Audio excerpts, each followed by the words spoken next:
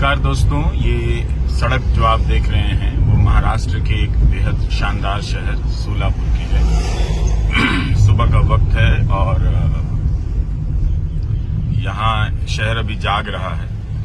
लोग चाय की दुकानों पे नजर आ रहे हैं और बहुत सुंदर सुंदर नाम है चाय की दुकानों के। कुल देवता, अमृत तुल्य, इस तरह से नाम रखे गए हैं।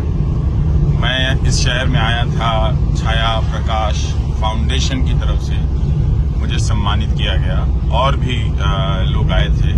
बहुत ही शानदार लोगों से मुलाकात हुई और सबसे बड़ी बात यह है कि मोहन अगाशे जी से मुलाकात हुई और झीलमताई जो ओडिशी की बड़ी नृत्यांगना है, जो मुंबई में स्मिता पाटिल की याद में स्मितालय चलाती हैं, जहां पे वो नृत्य का प्रशिक्षण देती हैं हर उम्र के लोगों को। उन्होंने भी अभिनय कर कुछ नृत्य की बारे में की खूबियों के बारे में बताया हम सभी को। और आप देख रहे हैं कि कितनी पुरानी चीजें जो शहर में हैं वो अब धीरे धीरे हर शहर में कम होती जा रही हैं और नई इमारतें, नई नई चीजें आ रही हैं। ऐसे ही बदलाव आता है और बदलाव चला भी जाता है। तो सोलापुर में मुझे सम्मानित किया गया और जस्टिस एपी शाह से मुलाकात हुई। भाषा के प्रकांड विद्वान गणेश देवी जी से मुलाकात हुई और सबसे शानदार बात यह रही कि मेरी मुलाकात हुई मोहन अगाशे जी से, जो शानदार एक कलाकार हैं, अभिनेता हैं। और क्या उनके भीतर बचपन की मुद्राएं मैंने देखी जब वो किस तरह से हंसी मजाक कर रहे थे मराठी भाषा में अपने साथियों के साथ। तो पता चला, देख रहा था कि इतना महान कलाकार कितना जीवंत है अपने भीतर। और एक तरह से लोग जो हैं मिल रहे हैं। लोग बहुत शानदार मिले, बहुत सारे लोग जो हैं मुझसे मिलने के लिए 200-300 किलोमीटर दूर से आए। और मुझे तो यकीन नहीं हुआ कि गोवा के बॉर्डर से, कोल्हापुर से, पुणे से लोग पत्रकार साथी मिलने चले आए हैं। और एक तरह से और उन्होंने बड़ा हौसला बढ़ाया मेरा एक तरह से और अच्छा भी लगा।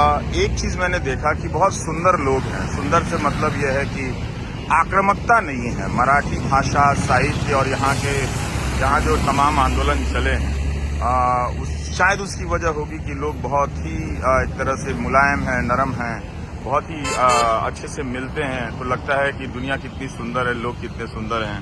तो एक तरह से हम बहुत ही दिव्य अनुभव हुआ। लोग आर्थिक मदद के लिए भी आगे आए, पेशकश की। बहुतों ने मुझे कलम भेंट की। सोलापुर में बहुत सुंदर चादर बनता है और यहाँ की एक खास बात ये भी है कि यहाँ गुलदस्ते में फूल की जगह जो यहाँ तौलिया बनता है छोटा छोटा, उसे ही फूल बनाकर उसका गुलदस्ता बना देते हैं। तो एक साथ आप उस गुलदस्ते को फेंक भी नहीं सकते हैं और उसका आप दूसरा एक इस्तेमाल भी आप कर सकते हैं। तो ये आज के अखबार हैं जो मराठी भाषा के अखबार हैं। इस शहर में मुझे बताया गया कि तेलुगु, हिंदी, कन्नड़ा और मराठी कई भाषाएं बोली जाती हैं और हर भाषा को बोलने वाले अच्छे खासे लोग हैं। तो बड़ा ही शानदार भाषा के लिहाज से इस शहर को देखना चाहिए कि एक व्यक्ति के भीतर कितनी भाषाओं के शब्द हैं। वो अगर देखने जाने का मौका मिले तो मजा ही आ जाए। तो ये महाराष्ट्र का एक शहर है। बहुत ही मुझे अच्छा लगा यहाँ लोगों से मिलकर।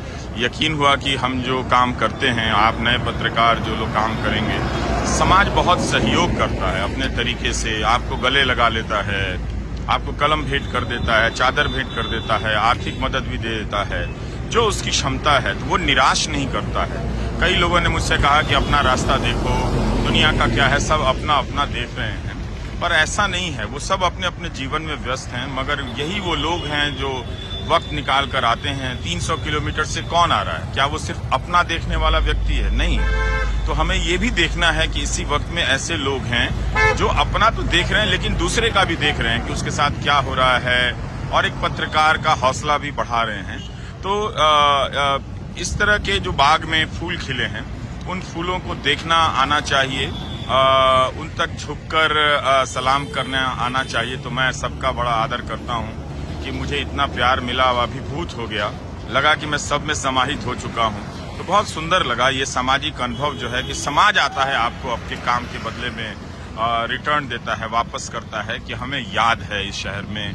और मैं हिंदी भाषी हूं, लेकिन मैं गदगद हो जाता हूं कि मराठी भाषा के लोग मुझे इतना प्यार दे रहे हैं, मेरी बातों को सुन रहे हैं। तो जब हम जनगण मन गाते हैं तो यही तो होता है ना, जब भारत के अलग अलग प्रांतों का उच्चारण करते हैं तो हमारे दिल में पूरा भारत जो है वो घुलने मिलने लगता है।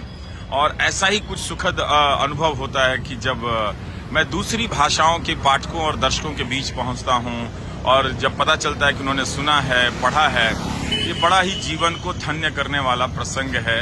और जबकि मराठी साहित्य भाषा कितनी विकसित भाषा है, जिस तरह से लोग बात कर रहे थे सार्वजनिक चीजों के बारे में, पता चल रहा था कि ये भाषा जो है इसको किसी दूसरी भाषा की जरूरत नहीं है। ना तो ये अंग्रेजी को लेकर कुंठित है, ना ये किसी और भाषा के वर्चस्व को लेकर कुंठित है। अपने भीतर निरंतर विकास कर रही है ये भाषा। और नए नए विषयों पर ऐसे ऐसे लोग मिले, एक पत्रकार मिले जो उन्होंने कहा कि पिछले 15-18 साल से शिवाजी पर रिसर्च कर रहे हैं, काम कर रहे हैं, किताब लिखना चाहते हैं। तो ऐसे ऐसे जुनूनी लोग मिले जो मराठी में लिख रहे हैं और उनके भीतर इस तरह की कोई कुंठा नहीं है कि वो अंग्रेजी में किताब आ जाए। बहुत शानदार किताबों के बारे में यहाँ जानकारी मिली जो केवल और केवल मराठी में लिखी जा रही है। लोग बात कर रहे हैं कि बहुत ही पाथ ब्रेकिंग, एक तरह से रास्ता बदल देने वाली किताब आई है मराठी में। साहित्य अकादमी पुरस्कार भी मिला है। प्रवीण बांदेकर की किताब के बारे में यहाँ पर बहुत चर्चा हो रही थी। तो इस तरह के सुंदर अनुभवों के साथ मैं दिल्ली लौट रहा हूँ। बहुत ही अच्छा लगा। मुझे लगता है कि भारत के अलग अलग शहरों में मुझे जाना चाहिए और एक तरह से देखना चाहिए कि वहाँ क्या हो रहा है, लोग किस तरह से हैं। तो एक सकारात्मकता आती है कि अभी इतना निराश होने की जरूरत नहीं है।